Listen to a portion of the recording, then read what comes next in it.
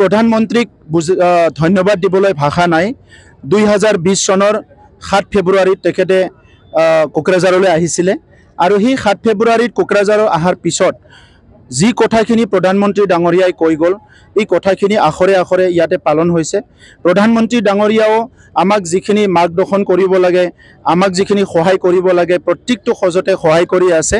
আৰু আমিও প্ৰধানমন্ত্ৰী ডাঙৰীয়াই 2020 চনত আহি যিবিলাক কথা কৈ গ'ল যে বড়োলেণ্ডত কোনো কাৰণত আৰু ইয়াতে ৰক্তাক্ত হ'ব নালাগে, জাতি জনগোষ্ঠীৰ মাজত ভেদাভেদ হ'ব নালাগে, এইখিনিক লৈয়ে আমি 4-4টা বছৰ প্ৰত্যেকটো ক্ষণত প্ৰত্যেকটো মুহূৰ্তত তেখেতৰ কথাবিলাক আমি বাণী হিচাপে লৈ কাম কৰি আছোঁ।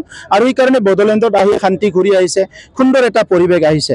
আগতহে এই CM কাপটো আৰম্ভ কৰিছিলোঁ, কাৰণ আমাৰ অঞ্চলত খেল ধেমালিৰ বহুতখিনি এইবিলাক প্ৰগ্ৰামবিলাক কমি যোৱাৰ কাৰণে ল'ৰা ছোৱালীবিলাকৰ শাৰীৰিক দিশতে হওক বা বিভিন্ন দিশত যেনেকৈ উন্নয়ন হ'ব লাগে তাত অলপ পিছ পৰি আছিলোঁ।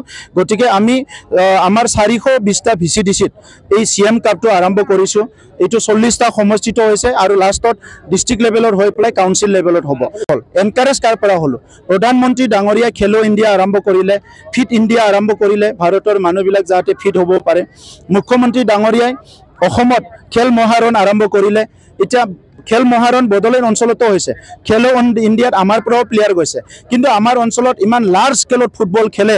2-3 মাহ ফুটবলটো ফেষ্টিভেলৰ নিচিনা হয়। ইয়াত পুৰুষসকলে অংশগ্ৰহণ কৰে, মহিলাসকলে অংশগ্ৰহণ কৰে আৰু এটা সমন্বয়ৰ এটা ক্ষেত্ৰ, এটা ফুটবল ফিল্ডবিলাক ৰূপান্তৰ হয়। সেইকাৰণে আমি বড়োলেণ্ড চৰকাৰে আমি যোৱা 2 মাহ আগত চিন্তা কৰিছিলোঁ যে ইয়াত এনেকুৱা এটা ফুটবল কৰিব লাগে। আৰু আজি প্ৰায় 70,000 খেলুৱৈসকলে এই CM কাপত অংশগ্ৰহণ কৰিছে। প্ৰধানমন্ত্ৰী ডাঙৰীয়াই আমাৰ এই সৰু এটা ইনিচিয়েটিভটো আজি ৰাষ্ট্ৰ পৰ্যায়ত তেখেতে যি আমাক এটা ৰিকগনেশ্যন দিলে, এই কথাটো যে তেখেতে আজি এটা ৰিকগনেশ্যন দিলে, তেখেতৰ কথাটো কৈ পেলাই আমি তেখেতক বড়োলেণ্ডবাসীৰ হৈ 35 লাখ জনসাধাৰণৰ হৈ মই প্ৰধানমন্ত্ৰী ডাঙৰীয়াক কোটি কোটি ধন্যবাদ জনাইছোঁ।